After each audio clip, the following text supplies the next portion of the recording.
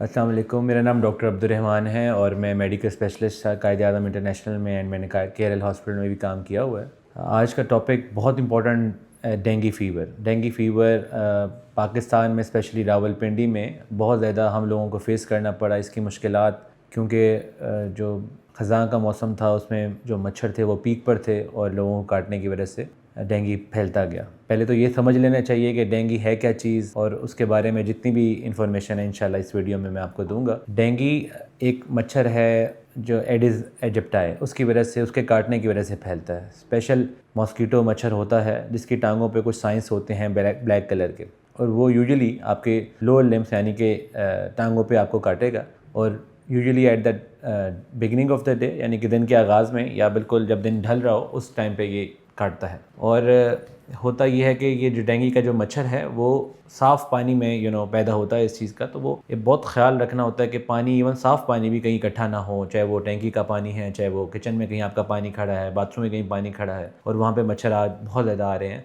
तो वहाँ पे इसकी ब्रीडिंग होती है। अब as a doctor point of view अगर हम बताएं तो बहुत सारे लोगों को मिसकंसेप्शन है कि ये डेंगू, किसी भी बुखार को डेंगू कहा जाता है, लेकिन नहीं, ऐसा नहीं है। बुखार जो कि बहुत तेज़ हो, तकरीबन 102-103 का, जिसको हम वायरल फीवर कहते हैं, और उस बुखार के साथ जिस्म कांपे, सर्दी लगे और जब बुखार टूटे तो पसीना आए, और उस बुखार के साथ जिस्म दर्द, जोड़ों का दर्द, आंखों में दर्द, सर में दर्द, ये सारी चीज़ें अगर सिर्फ फीवर एग्जिस्ट कर रहा है लेकिन बाकी कोई और अलामात नहीं है, जैसे नज़ला, ज़ुकाम, खांसी नहीं है, पेट दर्द, मोशन नहीं है, यूरिन में जलन नहीं है, और इस तरह की चीज़ें अगर नहीं एग्जिस्ट कर रही तो इसका मतलब बुखार अकेला हो रहा है, बुखार की कोई पीछे वजह नहीं है। तो बुखार का अकेला होना और जोड़ों में दर्द और सर में दर्द होना ये डेंगू के अलामात हैं। इसकी बेसिस पे जब हम पेशेंट आता है हमारे पास, हम उसको डेंगू सस्पेक्ट कह देते हैं। डेंगू सस्पेक्ट के बाद जब हम डेंगू CP करवाते हैं, पंजाब गवर्नमेंट ने हमें हेल्प किया हुआ है, और उसमें ये कि 90 रुपीज़ की CP होती है, स्पेशल CP, जिसमें हमें डेंगू से रिलेटेड जो ब्लड के कंपोनेंट्स चाहिए होते हैं वो मिल जाते हैं, जैसे प्लेटलेट्स, जैसे हेमाटोक्रेट, जैसे हीमोग्लोबिन, तो हमें वो चीज़ काफ़ी रहती है, तो उसमें वो मिल जाता है। अगर वो पॉजिटिव आता है, लाइक प्लेटलेट्स कम हो रहा या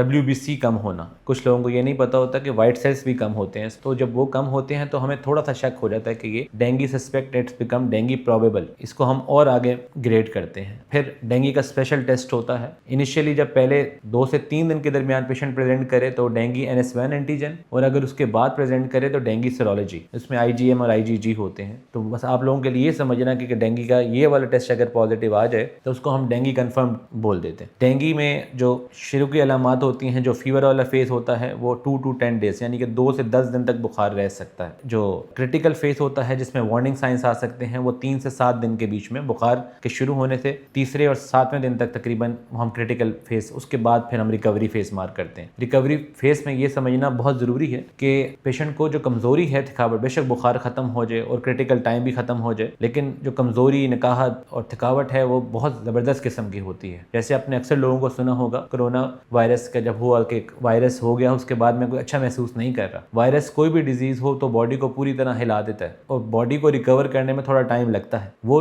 अगला हफ्ता, उस ठीक होने के 1 हफ्ते बाद, 2 हफ्ते बाद, वो उसको रिकवरी फेज़ कहा जाता है। तो उसमें भी पेशेंट कमज़ोर रहता है, उसमें भी अच्छा खाना होता है और पेशेंट उसका जो डेली रूटीन होती है वो ज़रा डिस्टर्ब होती है। आखिरी बात जो रहेगी कि वार्निंग साइंस क्या है, जिस पे पेशेंट को बार बार जो है हॉस्पिटल रुजू करना चाहिए, डॉक्टर से मिलना चाहिए, क्योंकि आम रूटीन में तो डेंगू घर में मैनेज हो जाता है, लेकिन वार्निंग साइंस जिस पे डॉक्टर से रुजू करना चाहिए वो ये है कि अगर पेट में शदीद दर्द हो, लगातार उल्टियाँ हो, सांस का मसला हो, किसी जगह से खून आए, नाक, कान, गला, यूरिन, स्टूल, दांतों से किसी जगह से खून आए, एपरेंट ब्लीडिंग हो, तो उस पर आप डॉक्टर को रुजू करना होता है, क्योंकि इसका मतलब ये है कि प्लेटलेट्स बहुत ज़्यादा गिर गए हैं। या हम पेशेंट्स को बोलते हैं कि आप एक दिन छोड़ के एक दिन बाद आप डेंगू CP करवाएं, तो अगर प्लेटलेट्स रैपिडली नीचे गिर रहे हैं तो फिर हमें पेशेंट के लिए लिटिल कंसर्न अबाउट दैट। अब इसका ट्रीटमेंट क्या है, बहुत इंपॉर्टेंट समझने के लिए। पेशेंट अगर स्टेबल है, मतलब स्टेबल से मुराद उसको कोई प्रॉब्लम नहीं है, वार्निंग साइंस नहीं है, तो वो घर में रह के मैनेज कर सकता है। उसको हम कहते हैं कि बस 1.5 से 2 लीटर तक पानी पियो, किसी भी फॉर्म में, चाहे एप्पल जूस की फॉर्म में पिए, चाहे सूप यखनी की फॉर्म में पिए, चाहे ORS की फॉर्म में, बस पानी पीते रहिए,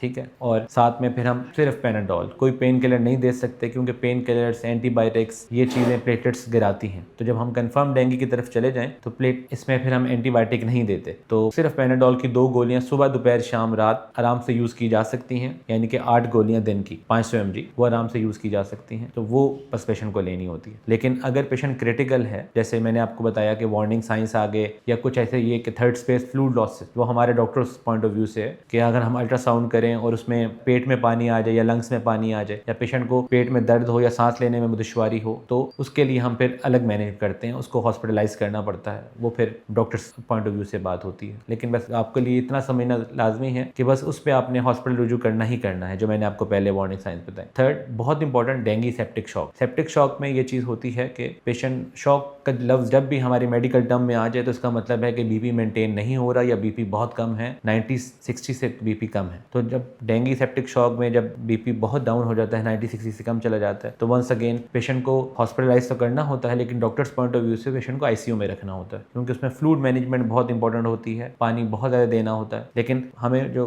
ड्रिप्स हैं या फिर पानी है, उसके अकॉर्डिंगली हमें एक कैलकुलेशन करनी पड़ती है, क्योंकि अगर ज़्यादा पानी देंगे तो पेट में पानी पड़ने की जो है ना वो चांसेस भी ज़्यादा हो जाएंगे, जो मैंने आपको पहले समझाया। तो वो हमारा कंसर्न है, वो as a doctor point of view से बताएंगे तो वो। लेकिन आप लोगों के लिए जो कंसर्न्स हैं वो मैंने आपको बता दी हैं कि आपने किस चीज़ पे आपने हॉस्पिटल या डॉक्टर के पास जाना है और बाकी चीज़ों में आराम से रेस्ट करना है, डेंगू को पहचानना है। तो इंशाल्लाह ये सर्दियाँ आएंगी तो मच्छर की क्वांटिटी काफ़ी हद तक कम हो जाएगी और डेंगू ख़त्म हो जाएगा इंशाल्लाह। लेकिन नेक्स्ट ईयर के लिए भी हम मेंटली तौर पर तैयार रहें और अपना ख्याल रखें। Thank you so much.